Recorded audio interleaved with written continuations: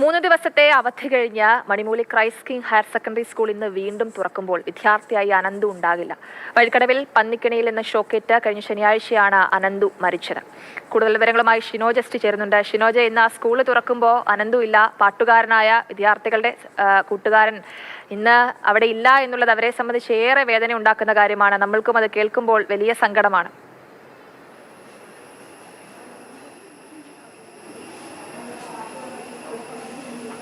Jayalakshmi, Manimooli Christ king higher secondary സ്കൂളിലെ 10A വിദ്യാർത്ഥിയായിരുന്നു Ananthu.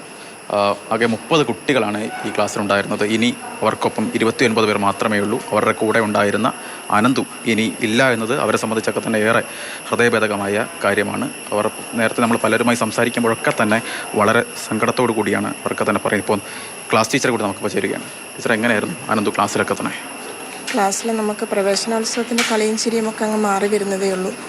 ഒരാഴ്ച ഞാൻ അവനെ ഹാജരൊക്കെ വിളിച്ചു. അപ്പോൾ ആ സന്തോഷമൊക്കെ ഒരാഴ്ച മാത്രമേ നിന്നുള്ളൂ. ഇന്നൊരു ദിവസം അവൻ വരില്ലെന്ന് ആരും പ്രതീക്ഷിക്കുന്നതേ ഇല്ല, കുട്ടികളുമില്ല. അപ്പോൾ അതുകൊണ്ട് തന്നെ ഒരു നല്ല ഓർമ്മയായിട്ട് അവനൊരു പുഞ്ചിരി മാത്രം സമ്മാനമായിട്ട് നമുക്ക് ബാക്കി വെച്ചുകൊണ്ട് നല്ല ഓർമ്മകൾ മാത്രം നമുക്ക് തന്നുകൊണ്ട് അവൻ പോയിരിക്കുകയാണ്. പാട്ടുകാരനായിരുന്നല്ലേ?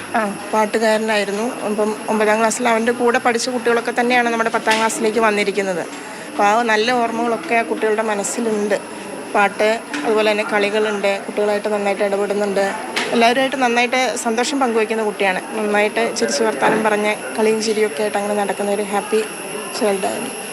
എന്തായാലും ദൃശ്യങ്ങൾ കാണാം. ഈ ഇടവഴി അനന്തു മൂളിപ്പാട്ട് പാടി നടന്ന ഇടവഴിയാണ്. ആ ഇടവഴികളൊക്കെ തന്നെ ഇപ്പോൾ കണ്ണീര് മാത്രമാണുള്ളത്.